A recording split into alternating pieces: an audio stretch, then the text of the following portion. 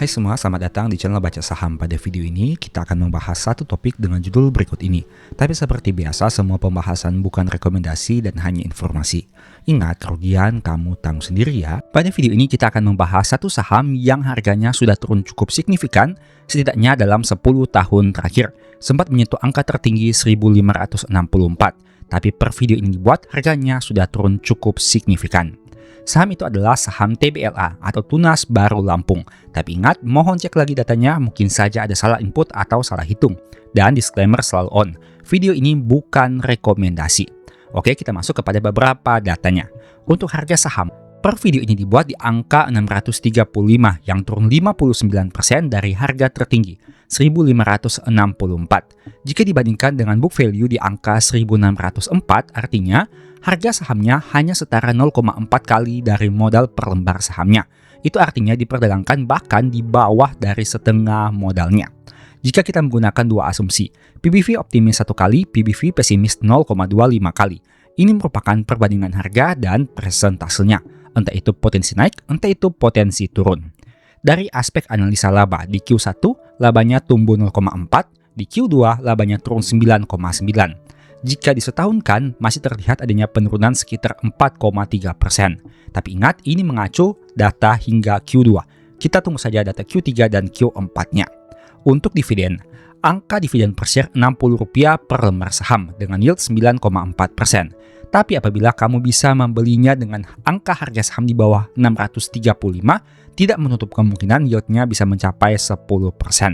Dan untuk proyeksi, karena terjadi penurunan laba jika disetahunkan dan kita asumsikan payout rasionya tetap, maka dividen yieldnya akan sedikit turun dari 9,4 menjadi 9%. Jika dibandingkan dengan harga tertingginya 1564, dengan angka dividen per share saat ini, yieldnya 3,8 dan dividen yield proyeksi menjadi 3,7 karena adanya penurunan laba. Oke, bagaimana dari sisi data keuangan sampai dengan Q2-nya? Disajikan dalam jutaan rupiah. Sekali lagi, mohon cek lagi datanya, mungkin saja ada salah input atau salah hitung. Dari aspek kas terjadi kenaikan 5% dibandingkan data sebelumnya. Dan untuk aset tetapnya, 8,1 yang naik dari 7,9, naik 1,8%. Untuk total asetnya naik 4%. Jadi bisa kamu lihat di sini, dari total aset 31,7 ini, komposisi yang terbesar adalah aset tetap sebanyak 8,1. Dan untuk liabilitas jangka pendeknya 12,9. Jika kita bandingkan dengan saldo kasnya, maka perusahaan butuh sumber dana yang lain apabila ingin melunasi liabilitasnya, entah itu jangka pendek maupun jangka panjang. Liabilitas jangka pendek naik 2,5, liabilitas jangka panjang naik 5,7. Jika di total liabilitasnya naik 3,8%. Untuk total ekuitas setelah saldo labanya naik 4,7%. Jika kita lihat di sini, total asetnya naik 4%, liabilitas naik 3,8%, ekuitasnya naik 4,7%. Semuanya mengalami kenaikan. Dengan komposisi, total asetnya 31,7%, total liabilitas 22%, dan total ekuitas 9,6%. Artinya rasio DER saham ini di atas 100% karena memiliki liabilitas yang lebih besar dibandingkan ekuitas. Untuk pendapatan usaha, naik 10,8% dari 10,4 menjadi 11,6. Beban pokok pendapatannya naik 10,2% dari 8,6 menjadi 9,5. Sampai di sini bisa kita lihat kenaikan pendapatan dari sisi persentase maupun nominal lebih besar dibandingkan beban pokok penjualan. Nah, tapi beban penjualannya naik cukup drastis mencapai 82%. Untuk beban umum dan administratif sebenarnya mengalami penurunan. Tapi ingat, ada satu komponen lagi di sini, yaitu beban bunga dan beban keuangan lainnya yang naik 11,2%. Sehingga jika kamu melihat selisihnya atau growth naik dan turunnya, pendapatan usaha sebenarnya mengalami kenaikan 1131 dan beban pokok pendapatan hanya naik 883. Sampai di sini sebenarnya laba perusahaan masih bisa tumbuh. Tapi sayangnya, beban penjualan dan beban bunga serta beban keuangan lainnya mengalami kenaikan. Dan hal itu tidak diimbangi dengan penurunan beban umum dan administratif. Sehingga menyebabkan laba bersih perusahaan tidak mampu tumbuh, melainkan turun 3,7%. Dari 446 menjadi 430. Nah, dengan kondisi ini menurut kamu apakah TBLA menarik untuk dianalisa lebih lanjut? Silahkan pertimbangkan sesuai dengan hasil analisa kamu masing-masing. PBV 0,4, dividend yield 9,4, atau mungkin bisa mencapai 10%. Tapi di sisi yang lain, labanya mengalami penurunan. Semoga video ini bisa memberikan manfaat baru kepada kamu. Dan sebagai informasi, sebelumnya saya sudah membuat satu video yang mungkin bisa berguna. Nonton hingga selesai agar mendapat pemahaman yang utuh. Pada video ini kita akan membahas satu lagi konsep dari dividend investing. Berhubung fenomena ini dengan penurunan harga saham yang drastis, dividend investing menjadi lebih terkenal. Apalagi dengan kondisi pada saat ini adalah musim dividen di mana banyak saham-saham yang membagikan dividen. Dan selain itu, ada beberapa saham yang karena harganya turun drastis, angka dividen yield menjadi lebih tinggi. Dan hal itu tentu menjadi menarik untuk dividend investing. Kita akan membahas beberapa poin pentingnya, tapi ingat, semua pembahasan ini bukan rekomendasi dan hanya informasi saja. Dan silakan kamu cek lagi datanya, mungkin saja ada salah input atau salah hitung. Kita masuk kepada poin pertama. Kita belum tentu dapat capital gain setiap tahun, tapi jika lihat sahamnya tepat, kita hampir pasti dapat dividen setiap tahun. Ini merupakan pro dan kontra dari sudut pandang capital gain maupun dividen.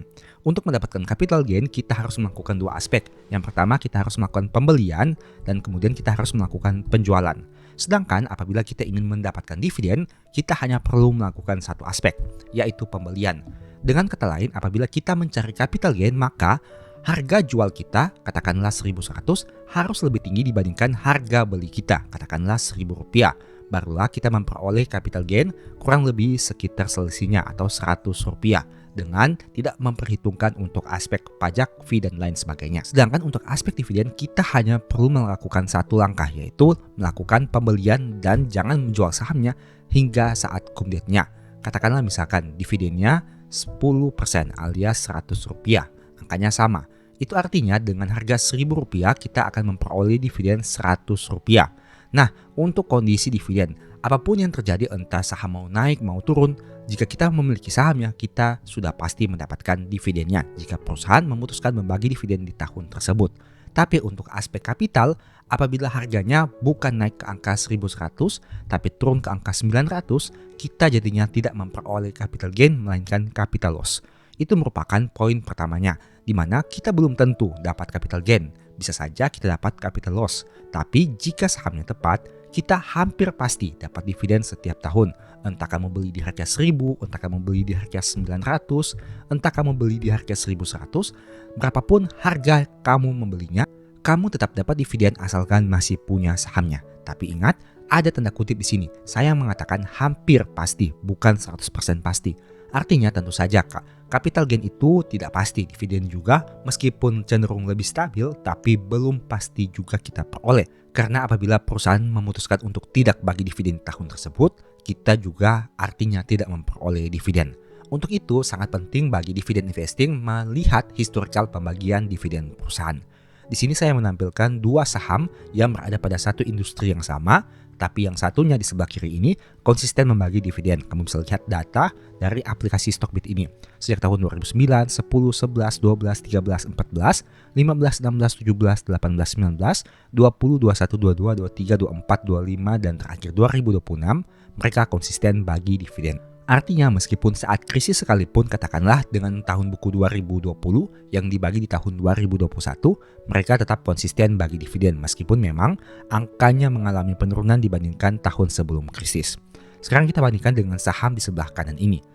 Dia juga membagi dividen pada tahun 2019, tahun 2020, tapi pada tahun 2021 sempat absen bagi dividen.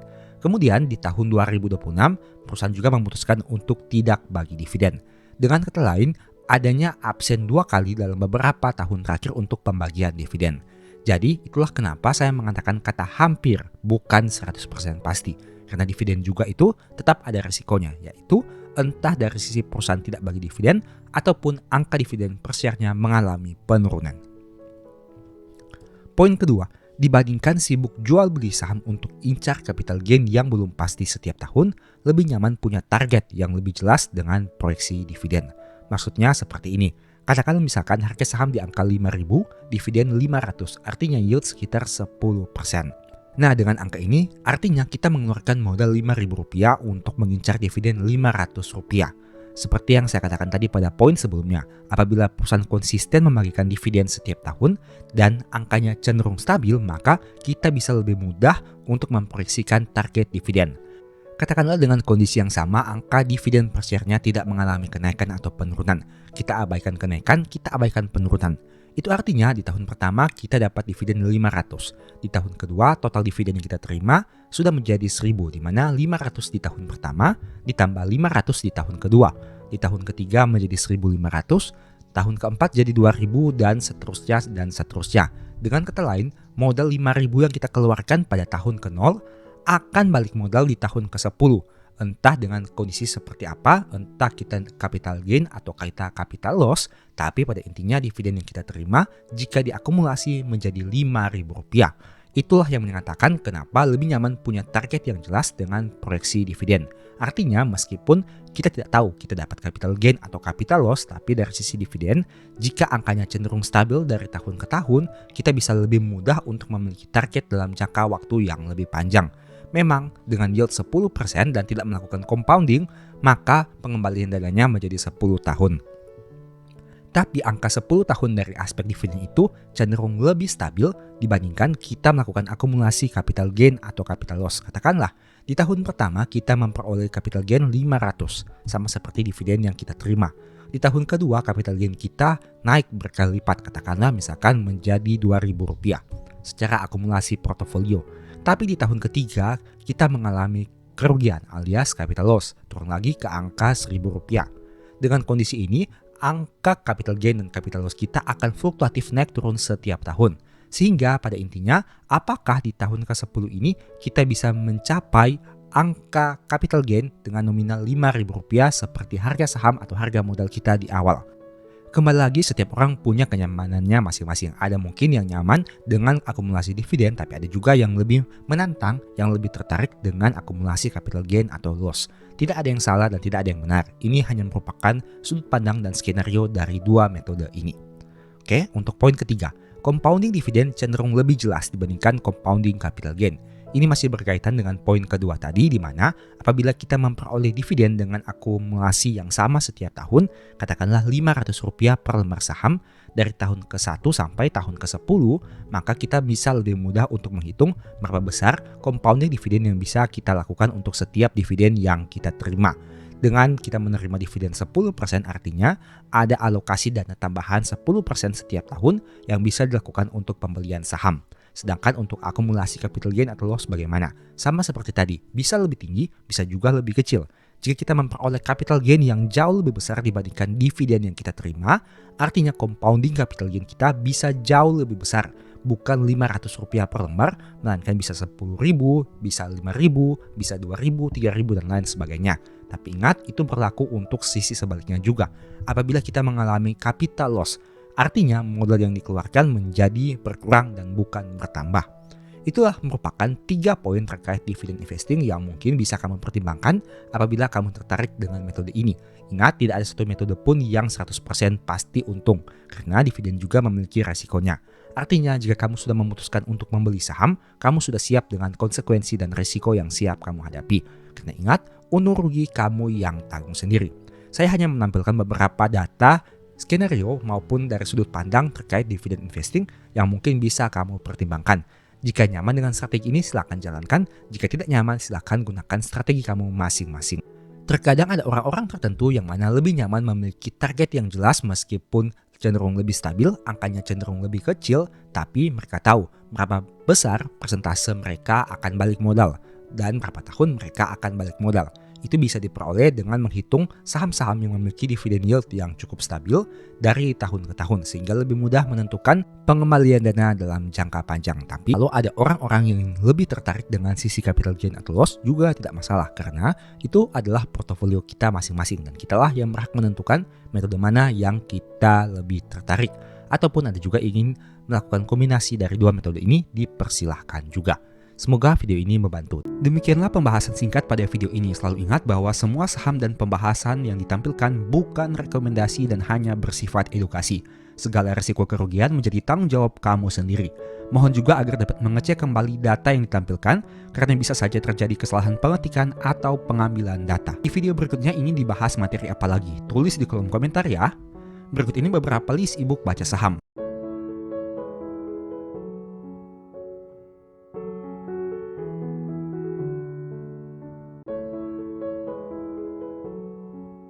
info pembelian silakan chat saja pada nomor WA yang tercantum pada video kali ini. Sebagai informasi, kamu bisa support channel ini dengan cara melakukan pembelian produk apa saja di Shopee menggunakan link yang diklik pada video ini. Produknya bebas. Thank you.